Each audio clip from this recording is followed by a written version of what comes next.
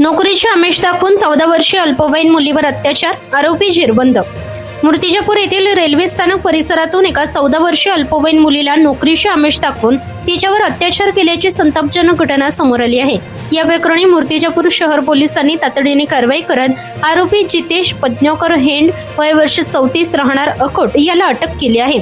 पीडित मुलगी भंडारा येथे शिक्षणासाठी राहत असून उन्हाळ्याच्या सुट्ट्यांमध्ये मूर्तिजापूर येथे आली होती. रेल्वे स्थानक परिसरात आरोपी जितेश याने तिच्याशी ओळख वाढवली आणि चांगली नोकरी लावून देण्याचे आमिष दाखवून तिला अकोट येथे नेले. तिथे तिच्यावर वारंवार शारीरिक अत्याचार करण्यात आला. आरोपी स्वतः अपंग असून याच गोष्टीचा फायदा घेत तो मुलींचा विश्वास संपादन करायचा. त्याने यापूर्वीही काही मुलींना अशाच प्रकारे जाळ्यात ओढल्याचे पोलीस तपासात समोर आले आहे.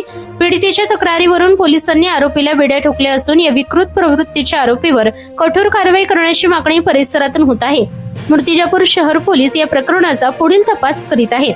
महाराष्ट्र न्यूज 1 साठी संपादक इस्माईल शेख सह प्रतिनिधी श्याम वळसकर, मूर्तिजापूर. 19/5/2027 मध्ये एक अल्पवयीन बालिका तिच्या घरून निघून गेली. याबाबत आम्हाला 22 तारखेला तक्रार प्राप्त झाली. भंडारा जिल्ह्यातून झेरोना FIR प्राप्त झाले. त्यानुसार आम्ही तो गुन्हा दाखल केला. गुन्ह्याच्या तपासामध्ये ती 14 वर्षाची बालिका आहे. ती कुठं गेली, कोणत्या मार्गाने गेली याबाबत आम्ही काही तांत्रिक तपास केला. त्या तपासाच्या आधारे त्या बालिकेचा आम्ही शोध घेतला आणि आम्हाला ती बालिका 24/5/2026 ला मिळून आली. त्या बालिकेला ज्यावेळेस आम्ही तिचे वैद्यकीय उपचार केले आणि वैद्यकीय उपचार केल्यानंतर आमच्या महिला अधिकाऱ्यांच्या मार्फत तिच्याकडे चौकशी केली की दरम्यानच्या कालावधीमध्ये कुठे गेली, काय गेली. तर तिच्याकडून ह्या गोष्टी आम्हाला समजून आल्या की एक अनोळखी इसम आहे की तो तिला नोकरी लावतो, काम लावतो असं म्हणून तो तिला मूर्तिजापूर मधून अकोलातून अकोट या ठिकाणी घेऊन गेला आणि त्या ठिकाणी तिनं 19 तारखेपासून 23 तारखेपर्यंत एक ठिकाणी ठेवलं आणि तिच्यावर शारीरिक अत्याचार केले.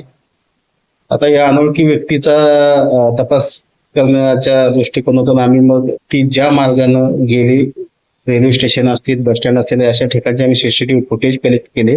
CCTV फुटेजच्या माध्यमातून आम्ही तो आरोपी जो आहे त्याचा आम्ही शोध घेतला आणि त्या तपासामध्ये तो आरोपी आम्हाला काल अकोटचे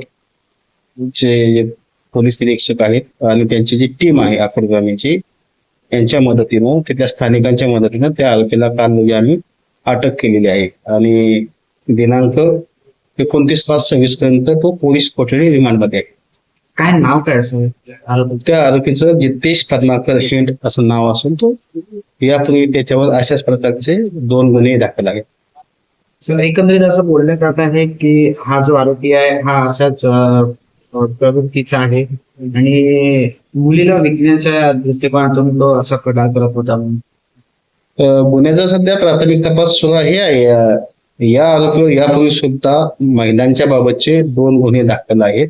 मात्र अजून इतर काही गोष्टी आपण जे विचारतात त्याकडून असं काय आमच्या तपासात आढळून आलाय. मात्र अजून तो पोलीस कोठडीत आहे, तपास सुरू आहे.